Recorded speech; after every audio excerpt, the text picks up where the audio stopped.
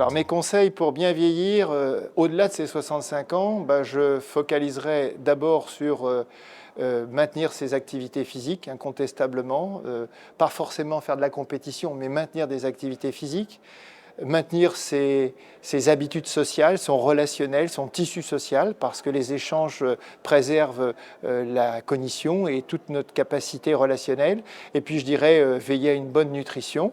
Ça, vous voyez, c'est des règles très générales. Et j'y ajouterai bien sûr un suivi médical bien construit, pas forcément très sophistiqué, et au premier rang desquels je mettrai la surveillance de l'hypertension artérielle, par exemple. Alors c'est cette question de qu'est-ce qui est à l'international est de bon chez nos voisins, en Europe ou ailleurs, pour que notre système de santé puisse s'en bénéficier, et donc nos assurés sociaux, et donc nous-mêmes.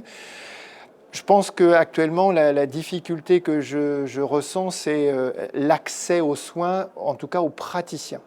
Pour les gens âgés, c'est particulièrement compliqué, et selon les pays, il y a effectivement une facilitation pour avoir un médecin traitant sans rupture de suivi, ce qui actuellement est un petit peu moins facile dans notre environnement.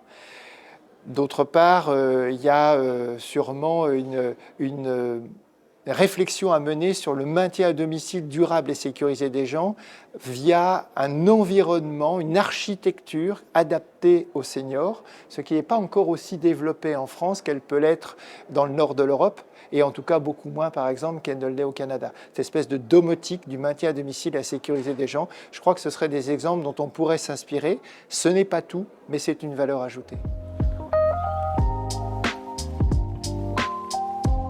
3 domaines principaux d'avancées médicales ou médico-chirurgicales notables, on va dire.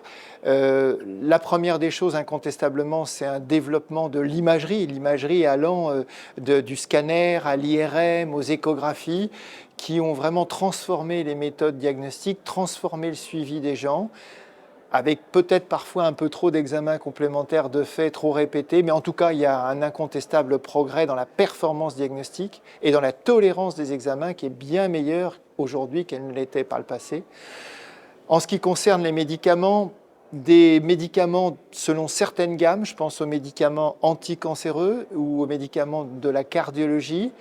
Mais dans les médicaments, il y a aussi les activités où on traite par les voies naturelles. On montre un petit cathéter dans une artère, on va déboucher une artère. C'est des méthodes médicamenteuses thérapeutiques.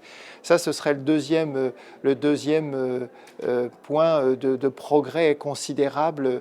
Et puis, vraiment, un dernier point aussi, je trouve, c'est la prise en considération, pas forcément des nouveaux médicaments, une prise en considération meilleure de l'état douloureux, que les médecins ont souvent et longtemps un peu trop négligé. Aujourd'hui, on y fait plus et je pense qu'on a raison. Attention.